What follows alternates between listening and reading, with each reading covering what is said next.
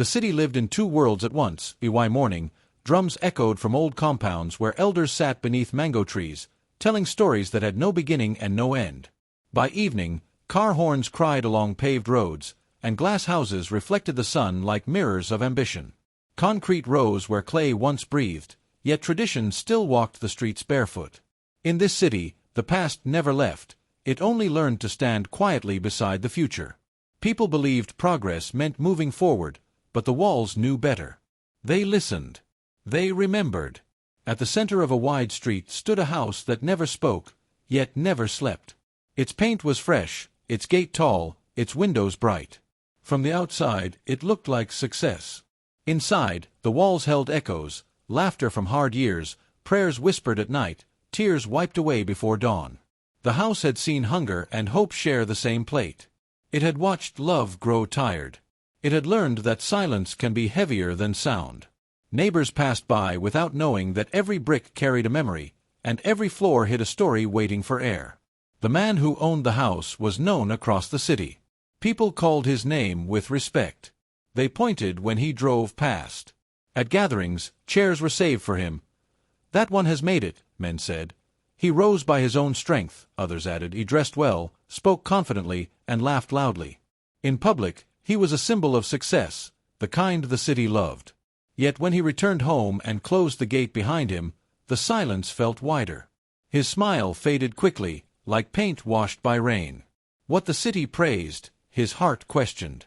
Wealth filled his hands, but something else had slipped away. As his business grew, so did his pride. He began to measure himself against other men, not by peace, but by possessions. New cars, new friends, new ways of living. Slowly, gratitude loosened its grip on his heart. The woman who had walked with him through dust and darkness started to feel like a shadow he did not want others to see. He remembered the days of struggle and felt shame instead of thanks. People change, he told himself. But deep down, it was not change, it was forgetting. His wife noticed the distance before it grew wide. She was a quiet woman, shaped by tradition and patience. Her hands were rough from years of work, her voice soft from years of restraint. She did not argue loudly. She did not demand praise. When there was little, she shared it. When there was nothing, she endured. Her love spoke through sacrifice, through meals served last, through worries carried alone, through loyalty that asked for nothing in return. In the eyes of the city, she was invisible. But the house knew her footsteps best, and the ground beneath her feet never forgot her weight. Their marriage had begun with shared dust and shared dreams. When he had nothing, she stood beside him. When business failed, she sold her wrappers to keep food on the fire.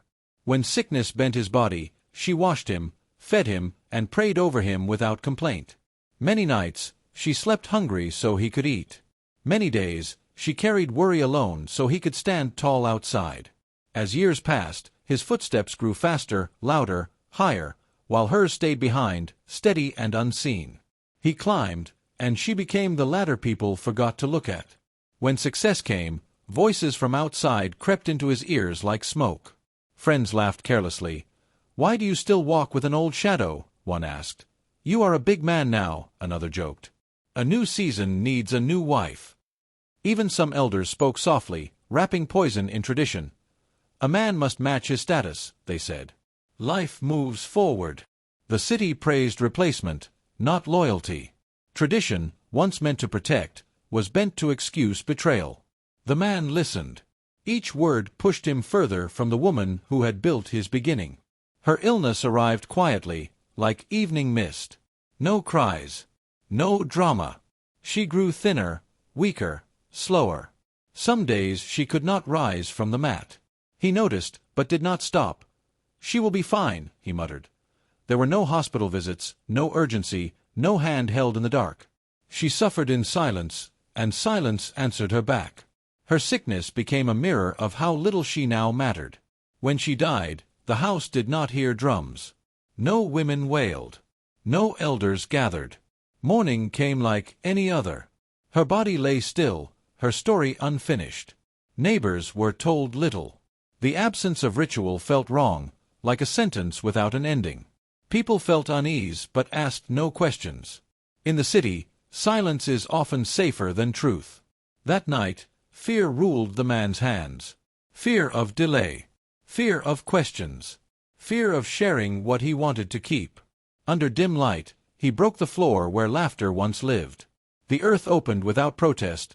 No one must know, he whispered to himself. He buried her beneath the living room, sealing the ground with haste and lies. In that moment, tradition was crushed, marriage dishonored, and humanity betrayed. The floor was forced to forget, but the ground never agreed. The floor was sealed before sunrise. Fresh cement smoothed over the place where truth slept, and carpets were laid as if comfort could soften the weight beneath. Chairs returned to their places. A table stood firm at the center. From above, the room looked peaceful again. The man sat there and breathed easier. It is finished, he told himself. But peace built on injustice is a thin mat, it tears with time. The room learned to keep a lie, and silence was mistaken for safety. Every step sounded normal, yet the ground held its breath. Outside, the city moved as it always had. Women argued kindly over tomatoes in the market. Motorbikes wove through traffic like impatient birds. Children laughed, chasing shadows along the road. No one stopped to look at the house. No one knew what rested beneath the living room where visitors would soon sit. Life walked past the truth without greeting it. In this city, many things hide under clean clothes and bright smiles, but hiding is not the same as disappearing. At night, when the wind slowed and the city slept, something older than memory stirred. Leaves rustled without cause. A dog howled once, then went quiet. Elders would say the land was unsettled. They would say wrongs disturb balance, and balance always demands repair. The ancestors do not shout, they whisper. And whispers travel far. Not long after, the man announced his wedding. The news spread quickly, carried by curiosity and approval. He chose a bride young enough to turn heads and polished enough to impress. Her skin glowed with careful living. Her laughter was light. At gatherings, people nodded with satisfaction. He has moved forward, they said. Success suits him, others agreed. The man stood taller beside her, believing he had outrun his past. He mistook admiration for blessing. On the day she arrived at the house, ululations filled the street. Gifts piled near the door. The gate opened wide to welcome new beginnings. The bride stepped inside with shy pride, her eyes taking in the fine walls and shining floor. "This house feels strong," she said softly. "Yes," the man replied, forcing a smile. "It will protect you." She did not know she stood above a secret. She did not feel the ground tighten beneath her feet. The audience of the story knew. The house knew. The earth knew. And slowly, patiently, justice prepared to remember. Laughter returned to the house like music forced to play over a wound. Visitors filled the living room, praising fresh paint and fine furniture. Plates clinked, glasses rose, and compliments flowed easily. "A new beginning suits you," a friend said, smiling wide. The man nodded proudly, his arm firm around his new wife. The city approved.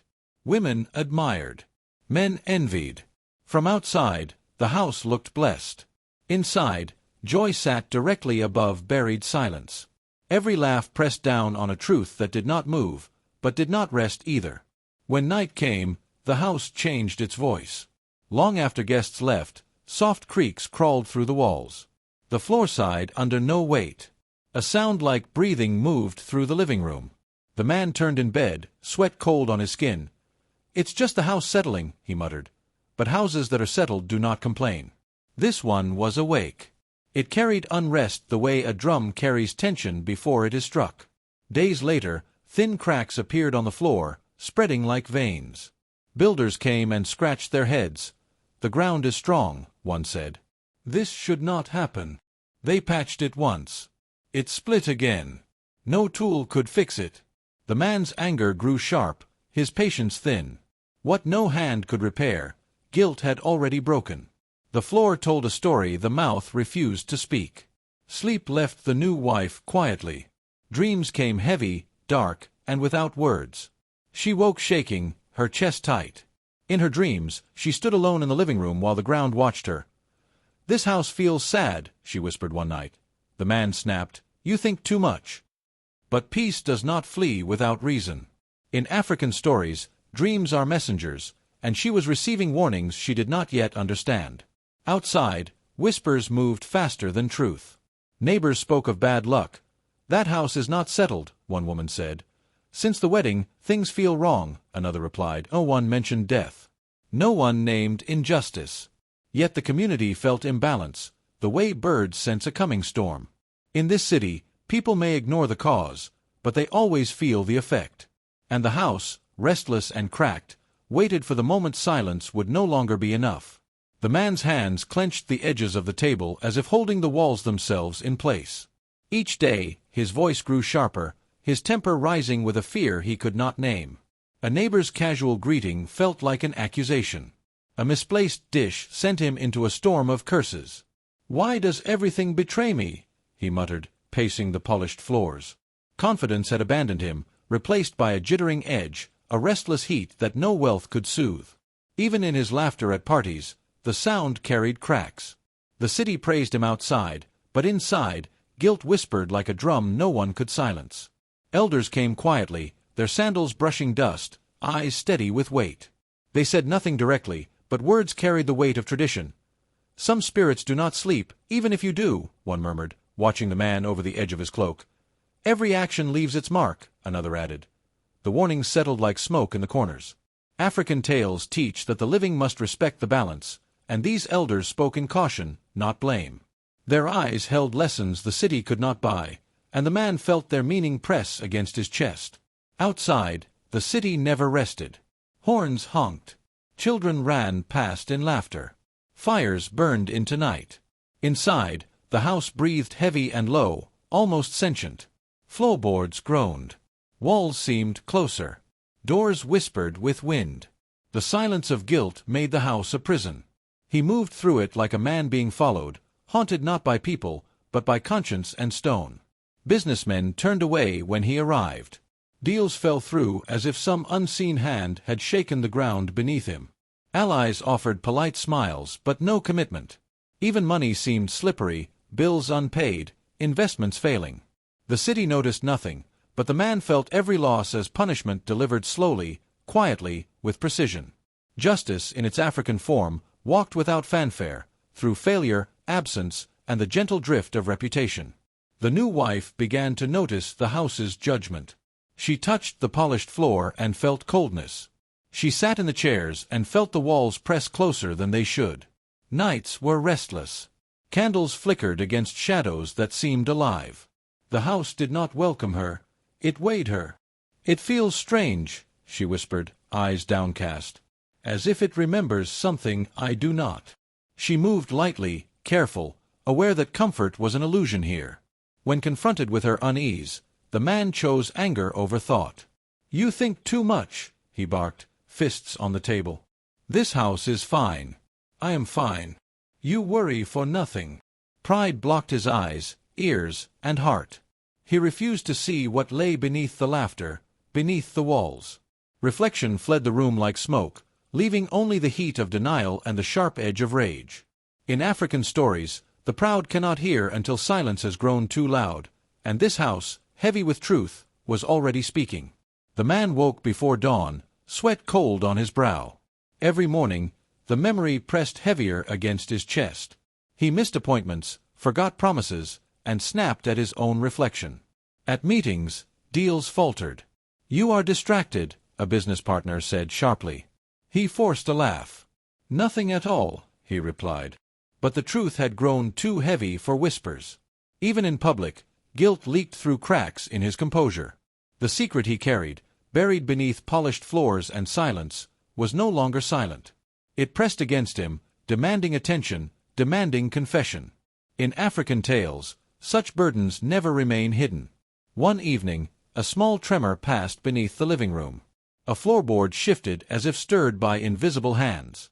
Dust rose from corners that had long slept. The man froze, eyes wide. "It's nothing," he muttered to himself, but the house disagreed. What was meant to stay buried was stirring, moving through the very walls. The ground itself refused silence, a reminder that bones hidden unjustly carry memory, and memory demands voice.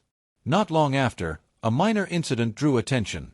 A worker dropped a tile in the corner, and it cracked the cement above.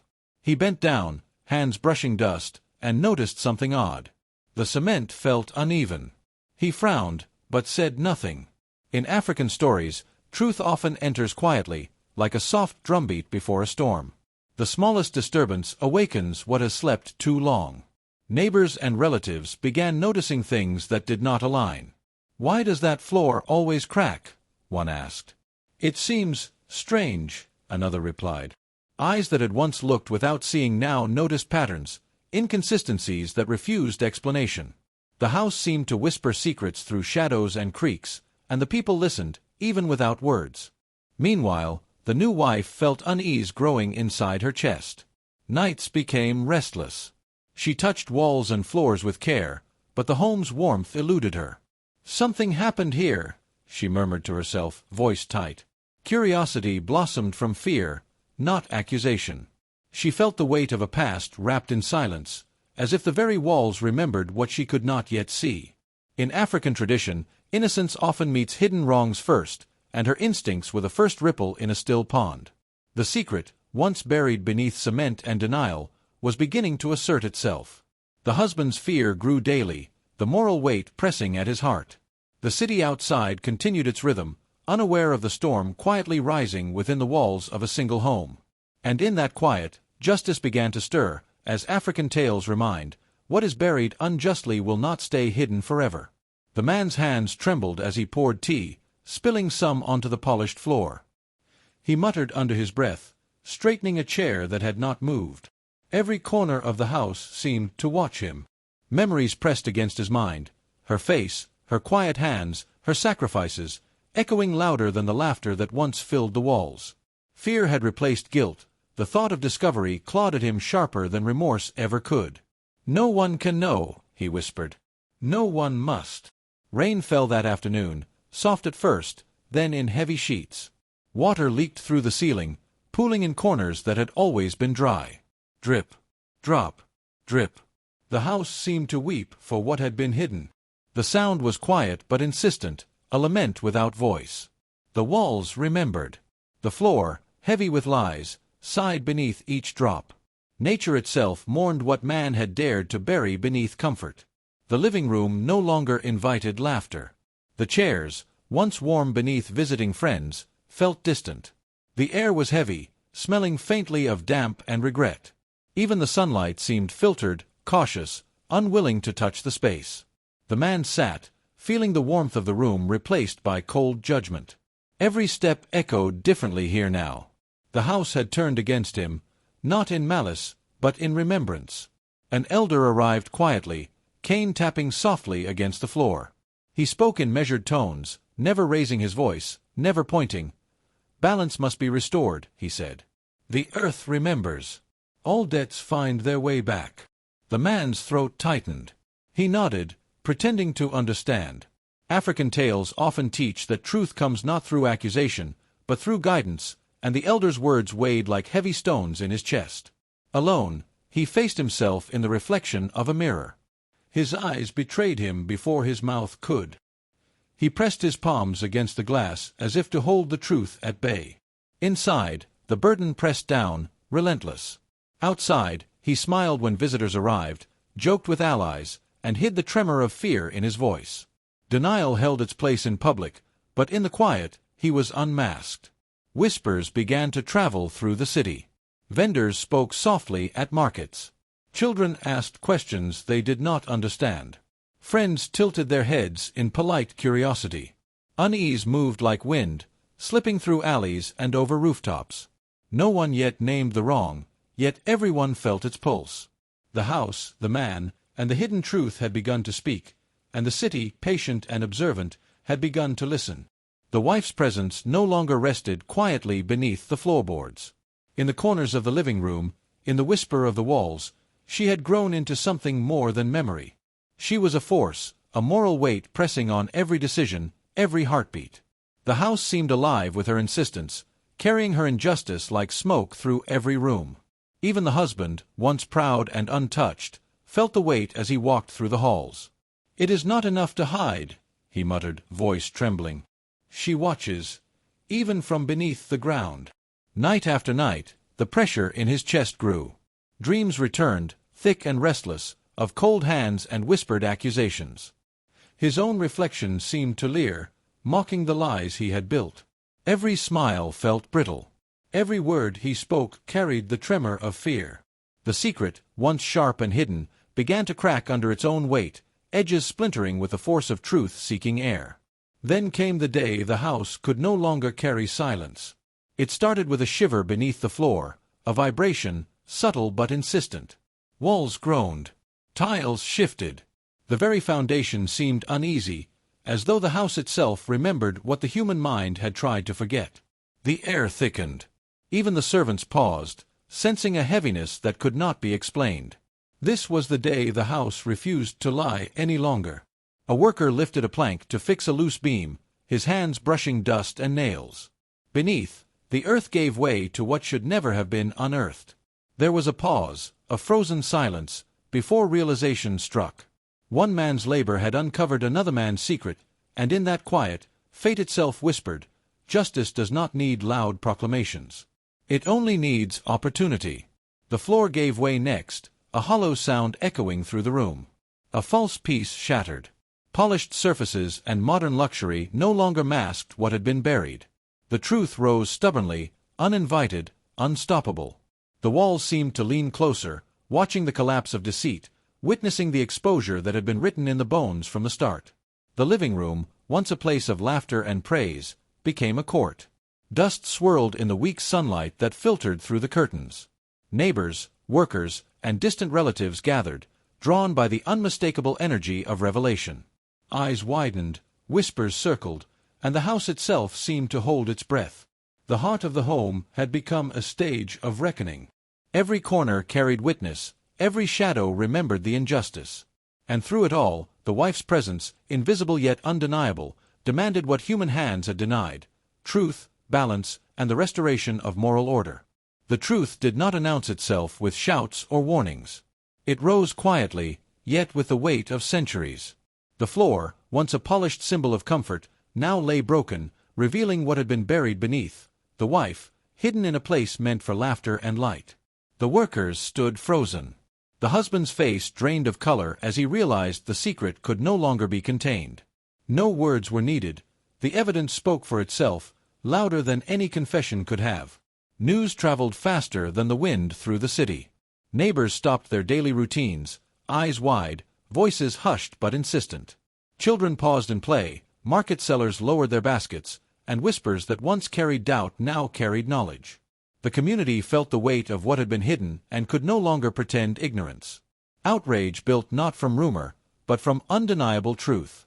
The city confronted what it had long ignored, and silence fell heavier than before. The husband stood in the center of his home, stripped bare before everyone's gaze. Friends, relatives, and strangers alike stared, judgment resting on each shoulder. His reputation, once polished by wealth and charm, crumbled into dust.